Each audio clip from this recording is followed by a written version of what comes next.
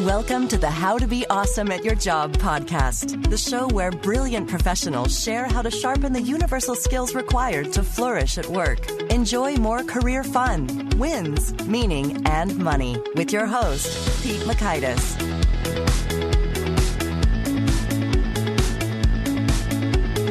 Hello, and thanks so much for joining us here for episode 110 with Jonathan Raymond, who really does a fine job unpacking his perspective on how personal and professional growth are really one thing and not two. So you're going to learn, 1, how you can become the leader your team is waiting for, 2, the makings of a perfect conversation, and 3, approaches to receiving feedback constructively. So if you'd like to check out the show notes, the transcripts, or the links to items mentioned, you'll find that over at awesomeatyourjob.com/ep110. And while you're over there at awesomeatyourjob.com, I recommend you check out some of the other great stuff, such as the 10 Days to Winning at Work free email course, or the Gold Nugget email summaries, which share our guest perspectives in quick bit you can read in your inbox in under 2 minutes each, or my training programs. There's a bunch of good stuff over there, awesomeatyourjob.com. And these particular show notes are found at awesomeatyourjob.com/ep110. So here's a quick bit about Jonathan. After 20 years of not being able to decide whether he was a business development guy or a personal growth teacher, Jonathan stopped trying to figure it out. He's the owner of Refound, an online training startup that offers good authority training programs for owners, executives, and managers. He's madly in love with his wife, tries not to spoil his daughter, and will never give up on the New York Knicks. Jonathan is the former CEO and chief brand officer of EMyth, where he led the transformation of a global coaching brand and has worked in tech, clean tech, and the nonprofit world after graduating law school in 1998. He lives in Ashland, Oregon, a lovely town that's too far away from a warm ocean. Here's Jonathan. Jonathan, thanks so much for joining us here on the How to Be Awesome at Your Job podcast. Hey, Pete. Thanks for having me on. It sounds like you've got so much great stuff. I'd love to dig right into it. Can you start us off by maybe giving us some background or context with your philosophy that personal growth and professional growth are, in fact, the same thing? Yeah. You know, my career, I kind of bounced back and forth between business guy and personal growth, spiritual seeking for about 15 years. I had graduated law school in the late 90s and went on my own kind of personal growth adventure, diving deep into meditation and yoga and different forms of psychology. And at the same time, I was founding and growing businesses. I had worked in the tech industry. I started a renewable energy company.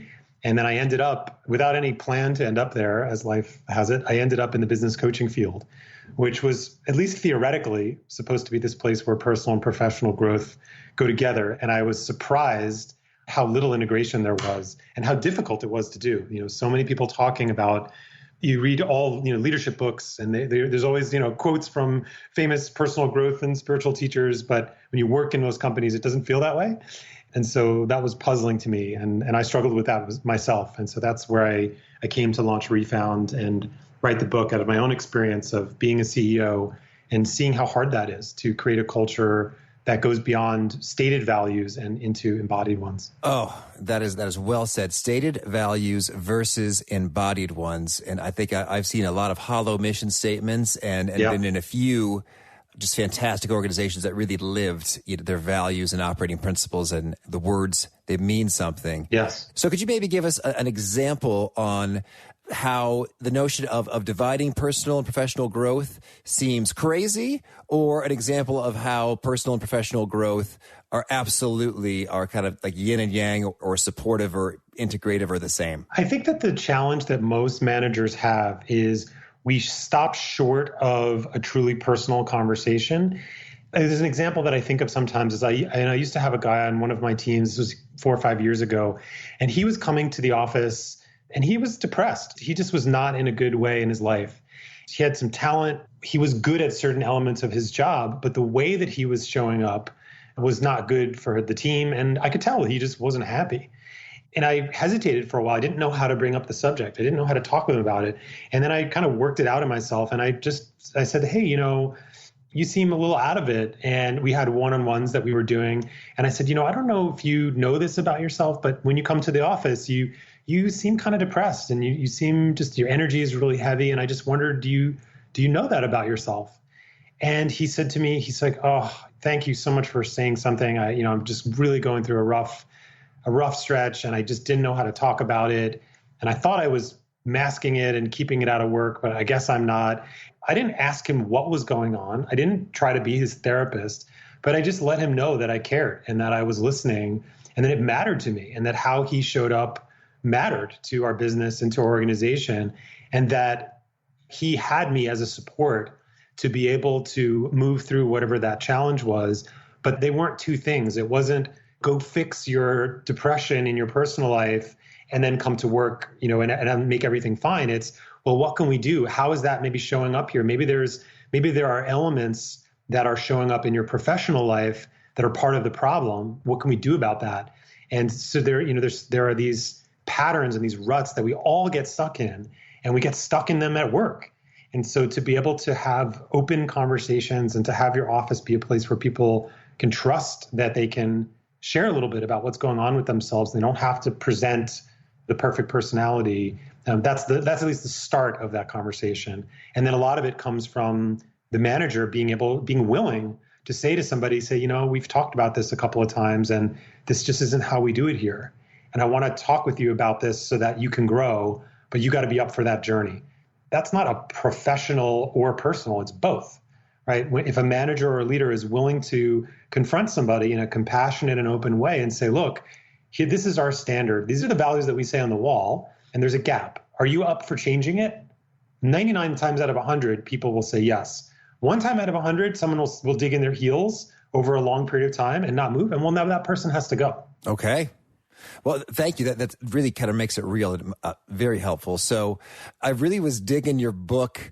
The subtitle was perhaps the most inspirational I could think of in recent memory. Become the leader your team is waiting for. It's like, I want to do that.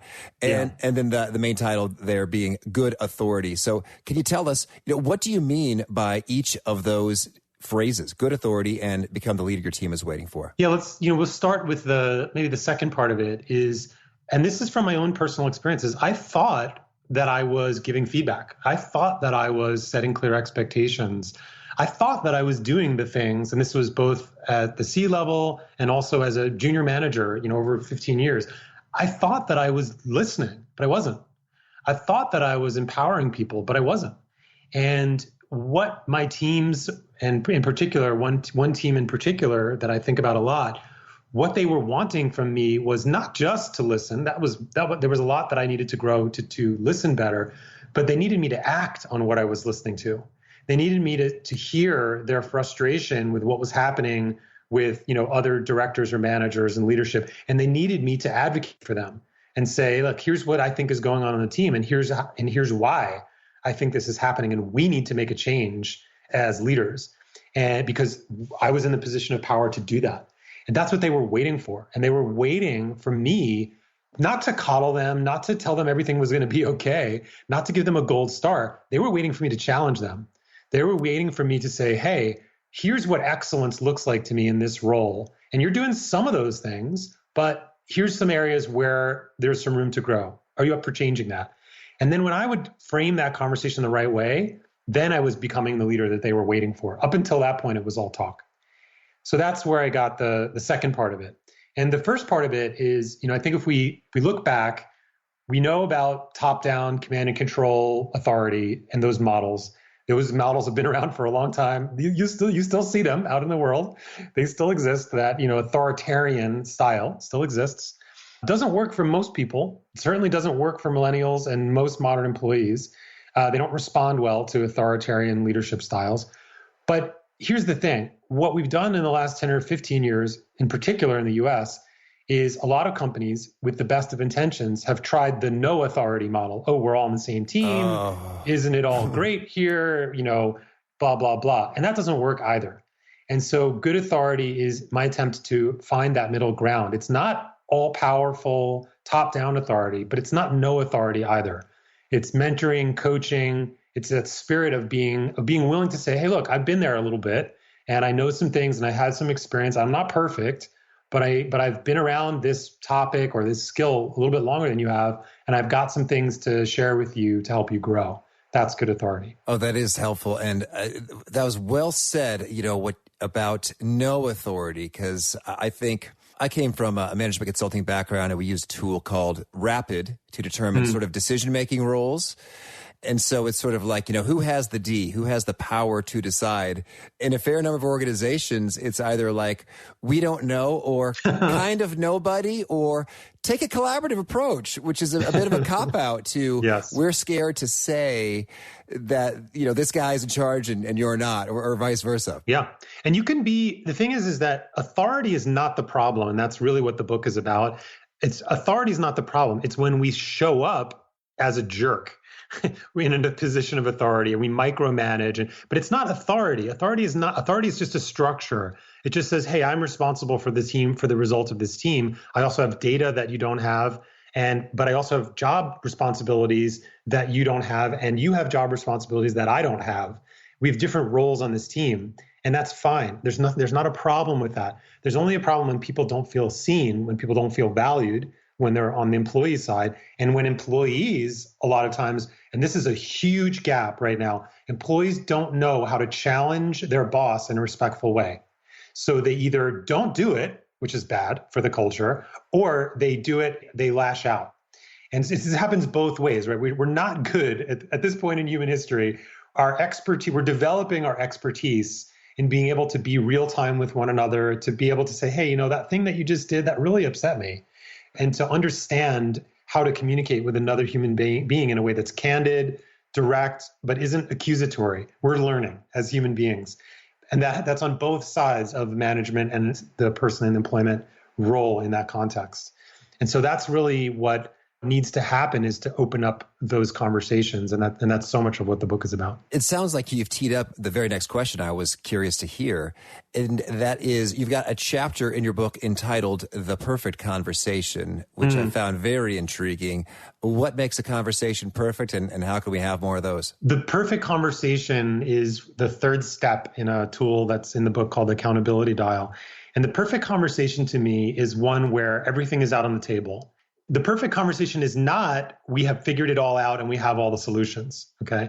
The perfect conversation is, hey, me as let's say I work for you, Pete, and you want to help me improve the way that I keep agreements. Like, I tend to be a little sloppy around the edges, and sometimes I keep my agreements and sometimes I don't, right?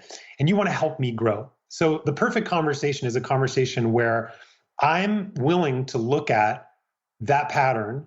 You're helping me see that pattern and how that's not just about work, right? You're saying things like, hey, Jonathan, so how might, now that we're having, I really appreciate that you're open to having this conversation around keeping agreements and how important that is. And I'm just wondering, is that something that shows up for you in the rest of your life also? Oh man, yeah, that's something, I have, my wife is always telling me about, whatever the thing is, right? Where there's a bridge, and it's not your job as the manager to create the bridge. It's your job to guide somebody to see, wow, that's not just about work. The way that I manage my calendar, the way that I take risks or don't take risks, that's a statement about who I am in some way. And wow, thanks so much, Mr. Awesome Manager, because you're showing me how to use my job, not only to get the team result accomplished, but also in a way that I'm going to become a better version of myself. I'm in. Let's do this. Right? That's the perfect conversation. Oh, that does sound exciting. And so what are some, best practices or tips for getting there more often? The most important thing that managers need to do, and it's why the online course that we do is really based around this, is creating structure. You can't go from 0 to 60 when it comes to personal growth. You have to give people data. You have to point out, hey, I noticed this thing. You seem a little this way, right? And then you come back and you're in a conversation with them where you get them thinking about their patterns. We have a tool called the Growth Meeting Guide. I'm not sure if we'll try to put that in the show notes. If people sign up at Refound, that's one of the first things you get in your email, is a meeting planner where you actually get the things that are in your head about your employee. You're thinking all kinds of things, you're feeling all kinds of things. Get those things out of your head so that you can start to say, hey, I noticed that you seem to be really quiet in meetings when some of the other directors around. And I wondered if you noticed that, right? Pointing out those behaviors where you see people holding themselves back from being their best and doing that over time. So the best practice is to do it gradually. You don't pull somebody aside in the middle of a day and, try to reboot their entire personality. Like that doesn't work. You have to warm people up to the concept. You have to show them a pattern. You have to get them thinking about why this should matter and how it's going to help them. And then you keep your ears open and listen. Powerful. Thank you. So you said that's one tool within the accountability dial, and it's a really great one. What are some of the others there? There are 4 questions that I often ask managers to ask their employees. So if you pick a behavior, here are the 4 questions. So let's say the behavior is playing it safe when it comes to taking creative risks. Okay. Let's say that's the pattern that you're observing. Someone doesn't stretch beyond their comfort zone. So ask them this. When they don't stretch beyond their comfort zone, how does it make their teammates' job harder or more frustrating? That's the first question. Second question, when they don't stretch beyond their comfort zone, how does it make your job as their manager, how does it make my job harder or more frustrating? Third, when you don't stretch beyond your comfort zone, how does it make the lives of our vendors, our customers, our partners, how does it make their life harder or more frustrating? And then fourthly, when you don't stretch beyond your comfort zone, how does it hold you back from becoming the kind of person that you want to become? And those 4 questions, and again, those are in the tool. When you ask those questions, it immediately takes it out of the realm of accusation and shaming and causing people to get defensive and just inviting them to look at. And because most of the time, you will find, you already know this, if you're listening, you know this already personally, is that when as long as somebody does it kindly, when somebody points out something to you about how you're behaving in a way that's impacting others, what's your first response? Is, oh my God, I had no idea I was doing that. I don't want to do that. Like, I got to change that, right? Any conscientious person, we might get a little defensive. We might go, oh, that's BS. We might kick and scream a little bit. But somewhere in there, our better angels are going to go, wow, well, that's not good. And we're going to make a change. And so your job and this tool, these 4 questions, are very effective in flipping the conversation. This is not about me trying to change you. This is about me trying to help you connect how you're showing up with impacts in a way where you go, wow, I can do better than that. Ooh, well, those questions, they sure seem to pack a punch. And I guess I'm curious. You said the good angels, I'll be the devil's advocate here then. So I'm wondering if some folks on the receiving end of that could, in fact, do some lashing out. It's like, why are you guilt tripping me about this? Mm-hmm. Or, geez, Jonathan, I'm a grown man. You don't have to patronize me like this. So if you get some of resistance or backlash, what's that sort of the next step to handle that well? One of the skills to develop is to be able to pivot conversations, right? So sometimes you get people and they say like, wow, I don't understand why you're accusing me of that, right? And so you can be able to stay in contact with them. It's like, wow, that's interesting that you're having such a strong reaction. Is it something in the way, do you think that that's not a fair question? That's a question that I would ask myself. If you think that's not a fair question, let's talk about that. So you got to be able to hold your seat.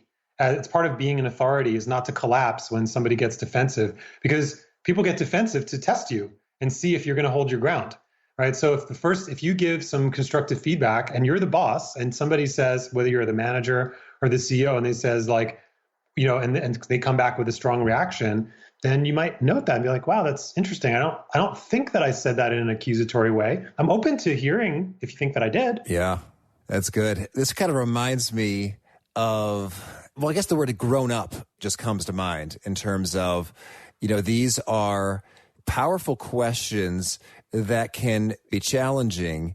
And it seems like some folks will love it and embrace it, and some will go maybe kicking and screaming. But you said the ratio is pretty darn good in terms of about 99% of the time, if you're warming it up gradually, folks, they roll with it. Well, here's the thing. Let's come back to what we talked about at the beginning, the difference between stated values and embodied values.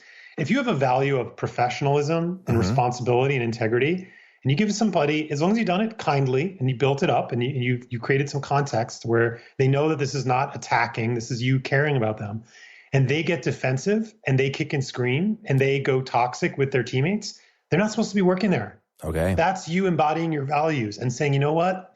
This is really important. And it's not just about getting the tasks done in your inbox. That's not how we evaluate people here. That's part of it. But part of it is how you show up. And right now, with resisting and not being able to hear feedback, like that's not a good team. And I'm not going to support you in continuing that behavior. So absolutely, it's about creating a culture of fully functioning adults. And, there's an amazing video that Simon Sinek did an interview that's out, and that this is our responsibility. I fully agree with him in this, that it's not to trash millennials, because there's a lot of people who are 50 or 60 that do this too. But most organizations, especially organizations that talk about culture, do a lot of coddling. They do a lot of looking the other way on non-adult behaviors. And in my mind, if you want to create a great culture and a high-performing team, you should have very little space for non-adult behavior. Maybe once, and then hey, not showing up on time, that's not okay. If you have a job that not every job requires you to be there at a certain time, but if your job requires you to be there at 10 a.m. or 6 a.m. or whatever it is for your shift, well, then you got to be there. And we don't make 5 exceptions to that rule. And there's a way to be caring and set boundaries at the same time. And there's not nearly enough of that happening in most progressive cultures. Well, I'd also like to hear, you used a phrase in your writings about unpacking unconscious bias. Can you tell us, what does that mean? Why is it important? And how do we do it? So this unconscious bias, which is of course, all over the place these days. And the most common form of unconscious bias is confirmation bias, which neurobiologists will tell us, neuroscientists will tell us, and mindful meditators will tell you the same thing, is that we look for information that confirms what we already believe, and we filter out information that goes against it or counters it, right? We do this out of necessity. It's human. Doesn't make you a bad person, doesn't make you small-minded, doesn't make you evil. It's just what we do. It's a functional necessity of being a human being. We have to filter out a lot of data. And so when we apply that in the work context, and we all of a sudden, we don't know we're doing it, but we're treating women differently than we're treating men, because maybe we have some history that is informing that, but we're not conscious about that, right? We give men a second chance on things that we don't give women a second chance on. That's unconscious bias. That happens, or we look on an employment application, and because a name sounds African American or from an Asian origin, we don't know we're doing it, but we might not put that name to the top of the pile. So a lot of it happens in the hiring process, but it happens in real time. And there's ways to look at, but you have to listen, you have to ask questions, and to observe the organization and see what's happening and look for the patterns. If you work on a team and let's say you're a white male and everybody on your team is white male, you got some unconscious bias going on. Are you going to look at that, or are you going to pretend it's not there? If you look at leadership teams, it's changing, but it's not changing fast enough. Most leadership teams, especially in tech, there's a lot of white men. That's a problem for women trying to make their way in the organization, because they don't have a lot of role models for how do you inhabit authority as a woman. It's so complex, and you don't have to solve it, but you have to ask the questions if you want to create the kind of culture that feels inclusive and not just diverse on the surface, but intellectually diverse. Those are the kind of places people want to work. Thank you. And so we talked a number of times here about the honest, hard, or challenging sort of questions and feedback offering. I guess I'm wondering, we talk about being adult, what are some best practices or behaviors when it comes to being on the receiving end of that feedback and getting it, first of all, if it's hard to come by, and then using it well? Mm-hmm. The most difficult thing I think to do as an employee is to separate the message from the messenger. It's very hard when you have a boss that you don't like, or you don't respect, or you think that they're hypocritical in one way or another. It's both very difficult to do, but the most important thing to do is to separate the message from the messenger. Let's assume you're right. They are hypocritical. You don't like them. They're not a great person to work for. They don't walk their talk. And what is true about the piece of feedback that you just got, or the review? What can you take for yourself and say, you know what, I don't like the way they said it. I don't like the way they delivered it. And I think that they should have done it differently. But for my own self-development, I'm going to take 100% ownership of the truth that's inside of that feedback. It's the most difficult thing to do. It's so easy to just throw the thing aside because of the way it was delivered.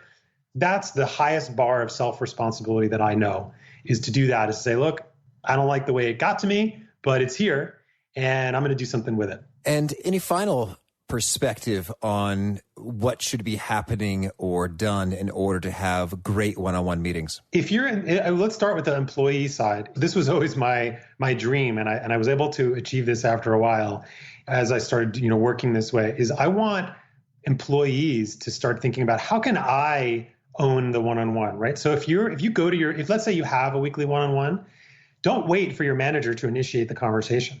Come prepared. What do you want to work on? There's something you want to get better at. Be proactive. Go into that meeting and say, hey, before we talk about anything else, there's something that I want to work on and I would like your help with. Can we talk about that? That's a manager's dream. That's the CEO's dream, is when you want to distinguish yourself and set yourself apart from the crowd. Be proactive about your own growth and make your one-on-ones about you. And here's what I want to work on. Here's my goal for this year. And here's how I see it relating to my job. And if you want help developing that, send me an email, hello@refound.com, and I'll help you develop that conversation. That sounds ideal. Thank you. Well, Jonathan, tell me, is there anything else you want to make sure we highlight before we shift gears and hear about some of your favorite things? I would just say just because we ended up talking a lot about, difficult feedback and awkward conversations, I can't emphasize enough. The purpose of a one-on-one meeting, a recurring one-on-one meeting, is that you have a positive frame. You have a positive conversation that's happening on a regular basis where you're recognizing all the good things that this person is doing, so that when you have to have an awkward conversation or a tough conversation, there's a context. It's not coming out of the blue. So we spend a lot of time talking about the tactics of how to pivot that conversation. But if you try to do that without having that weekly one-on-one conversation where that person already feels like you're on their side, it's not going to go well. So remember to keep it in balance. Oh, thank you. Okay, well then, can you start us off by sharing a favorite quote, something you find inspiring? The quote that I put at the front of the book is one that I live by, which is, we teach best what we most need to learn. And I think that that's true in so many different ways. It was from Jonathan Livingston Seagull, I think, is where that actually comes from, an old book. But we teach best what we most need to learn. And so whatever that is that you're teaching, a good thing to look at is, how do I need to get better at that? What am I trying to teach myself in that process? And how about a favorite book or something that you turn to again and again? I like to read comedy and and different things. And so I would say these days, we read a book with our family called 3 Bags Full, which is probably a sheep detective story. And I think it's great to get out of the work mode and into a more playful state of mind. And especially if you have kids and you like reading books out loud, 3 Bags Full is a great one. Oh, thank you. And how about a favorite tool, whether that's a product or service or app or thought framework you find yourself turning to again and again? There's a couple of tools that I use that I really like. I'm a big fan of Drip that I use for my email service. I like there's a really simple tool to use. And I really like HubSpot has a free CRM. Their marketing tools can be very expensive, but they have a great sales tool that you can use if you're in the sales world. That's a really nice kind of visual flow interface, and I really like that tool. Oh, thank you. And how about a favorite habit, a personal practice of yours that helps you be more awesome at your job? Walking. Get up from your desk, wherever your desk is. I mean, I have a raisable desk. I feel fortunate to be able to stand when I work sometimes. But the best thing that I do is to get up from my desk and go outside and don't bring my phone and just go for a walk, even if it's 10 minutes, 15 minutes, whatever it is. Go for a walk, give yourself some space to be with your own thoughts without distraction a couple of times throughout the day. You'll be far more productive when you do get back to your desk. Okay. And how about a favorite sort of a nugget or quote or Jonathan original that tends to get folks nodding their heads, taking notes, retweeting, Kindle book highlighting, kind of really connecting with an articulation of your message? The thing that people often resonate with is this idea that personal and professional growth are one thing, not two. And how about the best way to contact you or get in touch if folks want to learn more and see what you're up to? We've got a host of free stuff at refound.com. So that's REF like Frank, OUND.com.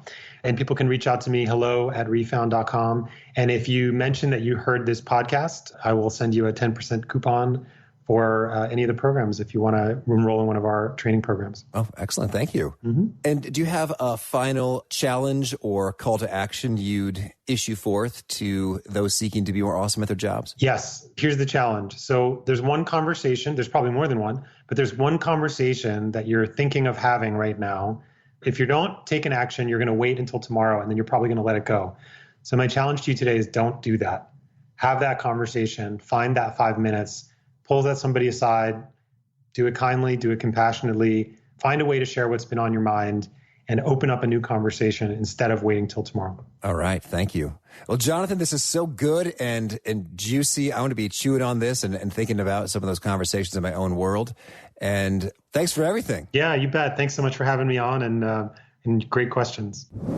I love that wise perspective about separating the message from the messenger when receiving feedback, and how that can really enable you to receive feedback and wisdom from all sorts of people. Whether you like or respect them or not, there may well be a kernel of great wisdom that makes the difference there. So thank you for that, Jonathan. So if you want to check out the show notes or the transcripts or the links to items mentioned, you'll find that over at awesomeatyourjob.com/ep110. And I recommend you punch the subscribe button so you will catch folks like our next guest, Mark Miller, who is talking about career pivots and what to think about, how to execute them, and how it all goes down. So I hope to catch you then.